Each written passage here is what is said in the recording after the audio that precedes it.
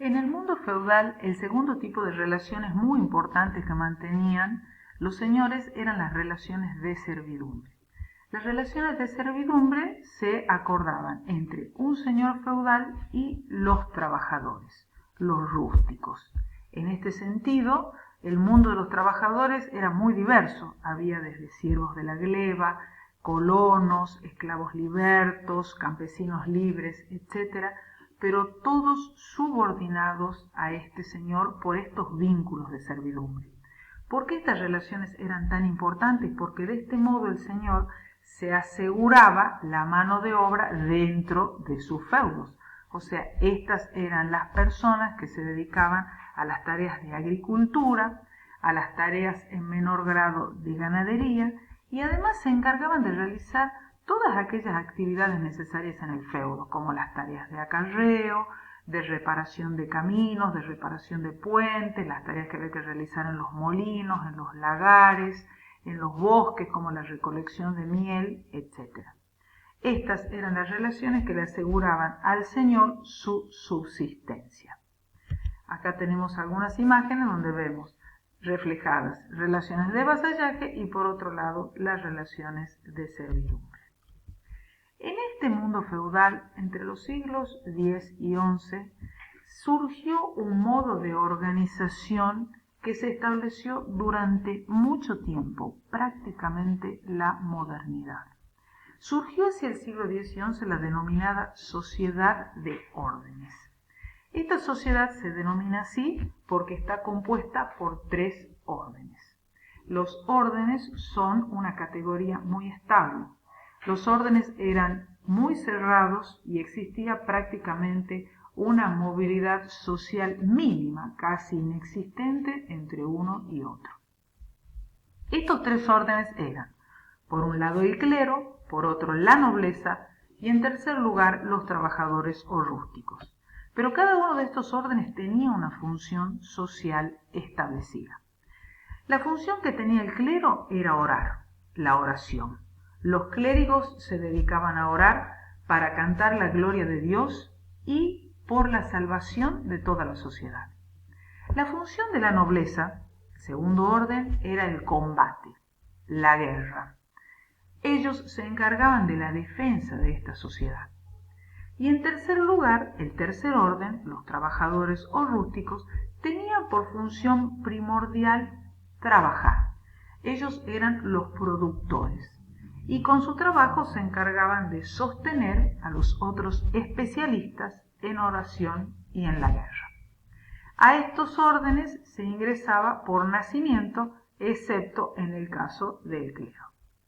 Este tipo de organización social que se estableció entre los siglos X y XI, claramente establecida por Dios, según señalaban, se fue naturalizando en las representaciones sociales, en las mentalidades colectivas y estuvo presente, y así se organizó básicamente la sociedad, durante toda la modernidad y casi hasta las puertas de la contemporaneidad. Si bien se produjeron algunos cambios, en su estructura esta se mantuvo de esta manera. Acá vemos un gráfico de esta sociedad de órdenes. Es un gráfico piramidal donde podemos nosotros observar que los 2 primeros órdenes, que eran el clero y la nobleza, son minoritarios desde el punto de vista de la cantidad de gente que componía cada uno de estos órdenes. Y vemos que la base de la pirámide es donde se encuentra la mayor cantidad de población. Y esta base de la pirámide es el tercer orden. Los 2 primeros órdenes, minoritarios como les dije, conforman órdenes privilegiados, mientras que el tercer orden, el de los trabajadores, es un orden no privilegiado. ¿En qué consiste el privilegio de los 2 primeros órdenes? Fundamentalmente en que no son juzgados por la justicia ordinaria, sino que son juzgados por sus pares, o sea, gozan de una justicia especial. Y en segundo lugar, porque ellos cobran todos los impuestos. El señor feudal cobra una serie de impuestos y la iglesia cobra el diezmo. Pero no solo cobran los impuestos, ellos no pagan ningún impuesto. En cambio, si nos vamos al orden de los no privilegiados, vamos a observar que ellos sí son juzgados por la justicia ordinaria y además pagan todos los impuestos, tanto al Señor como a la Iglesia. En este sistema feudal que estamos observando, alrededor de los siglos XI, alrededor del año 1000, siglo XI al XIII, se produjo una revolución muy importante desde el punto de vista de la agricultura. En realidad, hasta avanzado el año 900, esta revolución se había visto detenida porque Europa había estado asolada por invasiones normandas, sarracenas, magiares, pero alrededor del año 900 esta situación se tranquilizó y posibilitó la emergencia de esta revolución agrícola. ¿Qué les quiero decir con esto? Se utilizaron nuevas herramientas como por ejemplo el rastrillo. Son cambios que uno podría pensar que no son tan revolucionarios porque algunos ya existían, pero lo que pasa en este momento es que se generaliza su uso y esto va a promover una enorme mejora en la agricultura. Como les decía, algunas herramientas que eran de madera comienzan a construirse de hierro, como el caso del arado. Surgen nuevos instrumentos, como les decía, como es el caso del rastrillo. Los animales como bueyes o caballos ahora son enganchados con nuevos métodos hacia los arados, por ejemplo, lo que permite que no se asfixien mientras realizan su trabajo. Es mejor el modo como se operan ahora los molinos y esta serie de cambios que se van a ir dando hacia el año 1000 van a generar que aumente muy considerablemente la productividad. O sea, ahora un mismo número de personas trabajando en un mismo espacio obtenían excedentes agrícolas realmente importantes. Y estos excedentes agrícolas trajeron mucha tranquilidad a la sociedad porque se terminaron con las carestías. Y esto colaboró a que se inicie un proceso de crecimiento demográfico bastante sostenido. A medida que se produjo este crecimiento demográfico importante, este mismo fue actuando como un elemento que presionó para que las tierras labrantías, a medida que aumentaba la población, también fueran expandiéndose. Esto fue realmente muy importante porque en la medida que el señor feudal veía que era palpable un engrosamiento de los recursos que recibía, permitió que un grupo de personas que habitaban en su feudo, en este cerrado feudo, como lo habíamos mencionado, que salieran y se dedicaran a actividades no agrícolas, por ejemplo, a la producción de artesanías, a la producción de la manufactura y fundamentalmente a su intercambio. Así fueron saliendo personas de los distintos feudos que comenzaron a revitalizar los intercambios, primero a nivel local, luego a nivel regional, y la actividad comercial nuevamente comenzó a generar los intercambios grandes, las grandes rutas comerciales. O sea que estamos viendo cómo se revitalizan los intercambios comerciales, la economía comienza a complejizarse a tal punto que se reinserta la moneda. ¿Se acuerdan que habíamos caído en el trueque? Bueno, se reinserta, se reinstala la moneda, o sea, se introducen nuevamente las relaciones mercantiles más complejas y los capitales.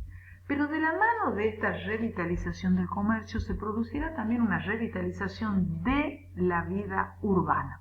Porque estas personas que se dedicaban a la artesanía y al comercio comenzaron a ubicarse en los lugares más fáciles de producir la venta, en los cruces de caminos, en la muralla de una vieja ciudad romana, en las márgenes de un monasterio, en las márgenes de una iglesia, y ahí comenzaron a surgir los burgos, ¿sí? Que eran estos espacios donde vivía esta gente a la que se comenzó a denominar burgueses, que estaban mucho más interesados en los bienes inmuebles que en los bienes muebles.